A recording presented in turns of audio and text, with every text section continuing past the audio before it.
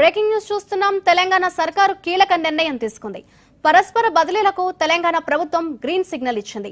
ఉపాధ్యాయులు, ఉద్యోగుల బదిలీలకు ప్రభుత్వం ఆమోదం తెలిపింది. దీంతో 2558 మంది ఉద్యోగులకు ప్రయోజనం చేకూరనుంది. సంబంధిత ఉత్తర్వులు ఇవ్వాలని విద్యాశాఖకు మంత్రి సబితా ఇంద్రారెడ్డి ఆదేశాలు జారీ చేశారు.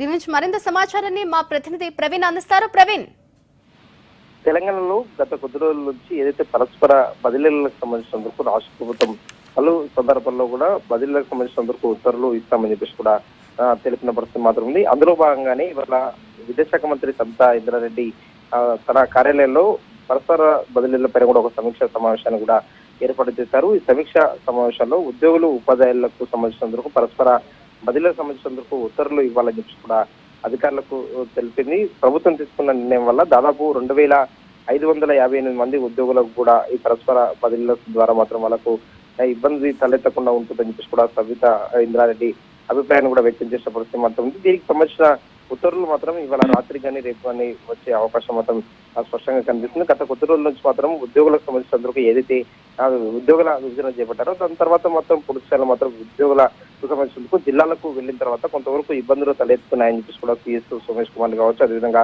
ప్రభుత్వాన్ని కూడా గత కొద్ది కాలం నుంచి కూడా కోరుతూ వస్తున్న పరిస్థితి మాత్రం దీనిపైన కూడా సమీక్ష చేయాలని చెప్పేసి కూడా ఉద్యోగులు కోరారు. అందులో భాగంగానే మంత్రి సబితా ఇంద్రారెడ్డి ఇవాళ ఏదైతే ఉద్యోగులు, ఉపాధ్యాయులకు ప్రయోజనం చేకూరే విధంగా కూడా ఒక జీవో ఇవ్వాలని చెప్పి కూడా ఇప్పటివరకు తెలిపిన సిచ్యువేషన్ కనిపిస్తుందని చెప్పుకోవచ్చు. అయితే ప్రవీణ్, పరస్పర బదిలీలకు ప్రభుత్వం ఆమోదం తెలవడంపై ఉద్యోగుల స్పందన ఎలా ఉందంటారు?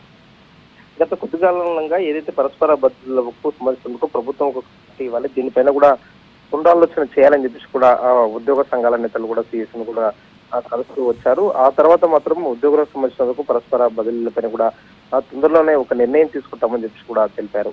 అప్పటి నుంచి కూడా చాలా మంది ఉద్యోగులు మాత్రం ఎప్పుడు దీనికి సంబంధించినందుకు ఉత్తర్వులు ఇస్తారు, ఎప్పుడు క్లారిటీ ఇస్తారని చెప్పి కూడా ఎదురు చూశారు. చాలా మంది కూడా ముట్టడి కార్యక్రమాలు కూడా చేయడానికి కూడా పిలుపునిచ్చిన పరిస్థితి ఉంది. ఎందుకంటే ఉద్యోగులకు సంబంధించినందుకు పరస్పర బదిలీలు చేపట్టకపోతే మాత్రం చాలా వరకు ఇబ్బందులు తలెత్తుతున్నాయి. దానికి సంబంధించినందుకు కూడా ఒకసారి ప్రభుత్వం ఆలోచన చేయాలని చెప్పేసి కూడా ఉద్యోగులు గతంలో కోరారు. అందుకు అనుగుణంగానే ఇవాళ ఉత్తర్వులు ఇవ్వాలని చెప్పేసి కూడా విద్యాశాఖ మంత్రి తెలిపారని చెప్పొచ్చు.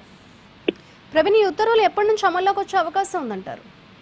ఇంకా ఉత్తర్వులు ఇవ్వలేదు, ఇవాళ రాత్రికి ఉత్తర్వులు వెలువడే అవకాశం ఉంది. ఎందుకంటే మంత్రి అధికారులకు సూచనలు చేశారు, ఉత్తర్వులు ఇవ్వాలి, పరస్పర బదిలీలకు సంబంధించినందుకు ప్రభుత్వం ఒక గ్రీన్ సిగ్నల్ ఇస్తుంది, దీనికి సంబంధించినందుకు మాత్రం ఉత్తర్వులు ఇవ్వాలని చెప్పేసి కూడా ఇప్పటివరకు తెలిపారు. కాబట్టి ఇవాళ రాత్రికి ఉత్తర్వులు వెలువడే అవకాశం ఉందని చెప్పుకోవచ్చు. Right, thank you Praveen.